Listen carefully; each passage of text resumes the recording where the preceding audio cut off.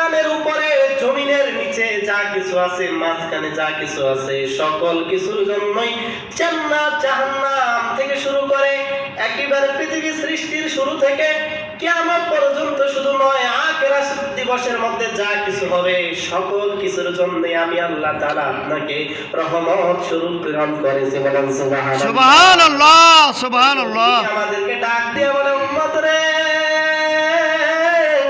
ও উম্মত, আল্লাহ পাক রব্বুল আলামিন মানুষদেরকে maaf করে দেওয়ার জন্য ওসিলা তালাশ করবেন। বলেন সুবহানাল্লাহ। সুবহানাল্লাহ, সুবহানাল্লাহ। করবেন জিবরাইল আলাইহিস সালামকে আল্লাহ পাক রব্বুল আলামিন জান্নাতের মধ্যে পাঠাবেন, জাহান্নামের মধ্যে পাঠিয়ে দেবেন। যখন আমাদের এই পৃথিবী ধ্বংস হয়ে যাবে, হিসাব কাজ শেষ হয়ে যাবে, ফয়সালা হয়ে যাবে, মানুষগুলি জান্নাতে, যারা জান্নাতে যাওয়ার জান্নাতে চলে যাবে, যারা জাহান্নামে যাওয়ার তারা জাহান্নামে চলে যাবে। সমস্ত মানুষের যখন হিসাব কাজ শেষ হয়ে যাবে, জাহান্নামের মধ্যে এবার আল্লাহ পাক রব্বুল আলামিন হযরত জিবরাইল আলাইহিস সালামকে পাঠিয়ে দিয়ে বলবে, ও জিবরাইল, যাও যাও ওই জাহান্নামের মধ্যে গিয়া দেখো তো এমন কোন মানুষ আছে নাকি যেই মানুষটা আমি আল্লাহ তাআলার গুণগান করতো, আমি আল্লাহকে ভালোবাসতো, এমন কোন মানুষ কি জাহান্নামের মধ্যে আছে নাকি? বলেন আল্লাহু আকবার। আল্লাহু আকবার। এবার আমার ভাইরা জিবরাইল আলাইহিস সালাম জাহান্নামের মধ্যে চলে যাবে।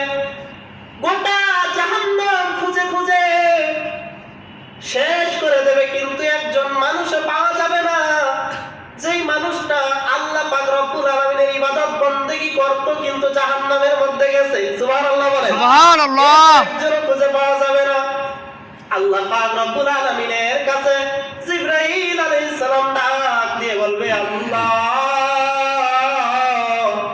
গোটা জাহান্নাম তালাশ করে খুঁজে শেষ করে দিলাম, একজন মানুষও আমি পাইলাম না যেই মানুষটা আপনি আল্লাহকে ডাকতো, আপনি আল্লাহর ইবাদত করতো। আল্লাহ পাক রব্বুল আলামিন আবার জিবরাইল আলাইহিস সালামকে পাঠিয়ে দিবেন, জিবরাইল,